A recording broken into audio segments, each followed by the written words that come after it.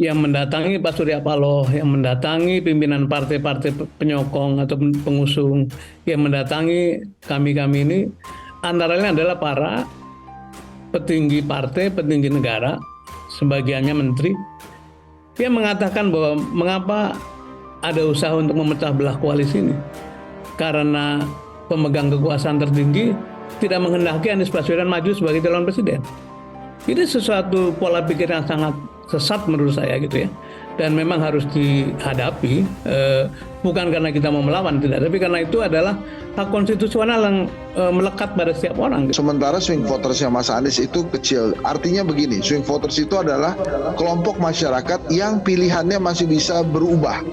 Masih bisa mereka mengganti pilihan dari tadinya Ganjar atau Prabowo bisa jadi ke Anies. Nah ini besar sekali swing voters ini. Inilah yang ditakutkan oleh para pendukung di kelompok peringkat 1 dan peringkat 2. Jurnalis senior Hersu Beno Arif mengungkapkan bahwa lembaga survei semakin brutal mengenai topik PEN, jegelan bakal capres koalisi perubahan untuk persatuan Anies Baswedan. Pasalnya, lembaga survei Indikator membuat survei yang mempertanyakan kepercayaan responden terhadap penjegalan Anies Baswedan oleh Presiden Joko Widodo, Jokowi, dan mayoritas mengatakan tidak percaya. Saya melihat lembaga survei ini, menurut saya mungkin makin brutal ini Bung Rocky. Karena ada satu survei yang dilakukan Indikator ini, saya baca agak terheran-heran. Ucapnya ketika berbincang dengan pengamat politik Rocky Gerung. Karena dia membuat sesuatu begini nih, yang muncul di media beritanya adalah bahwa mayoritas responden tidak percaya bahwa Anies Baswedan itu dijegal oleh Pak Jokowi. Sambungnya dikutip Winewsworthy dari YouTube Rocky Gerung Official, Senin, 25/7. Sehingga menurutnya, meskipun hasil survei tersebut benar, namun masih menyisakan pertanyaan besar tentang fakta Jokowi tidak menjegal Anies.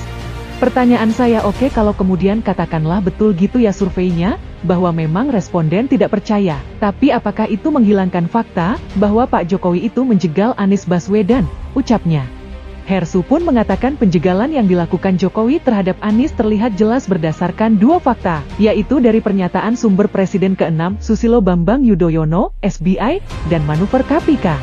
Karena semuanya itu clear gitu, mulai fakta-fakta dari pernyataannya sumber-sumbernya Pak SBI, kemudian juga bagaimana manuver di KPK, bagaimana pernyataan kehebohan di KPK, tandasnya.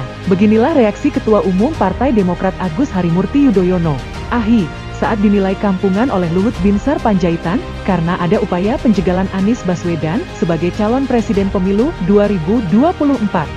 Saya menghormati, Pak Luhut itu adalah senior saya.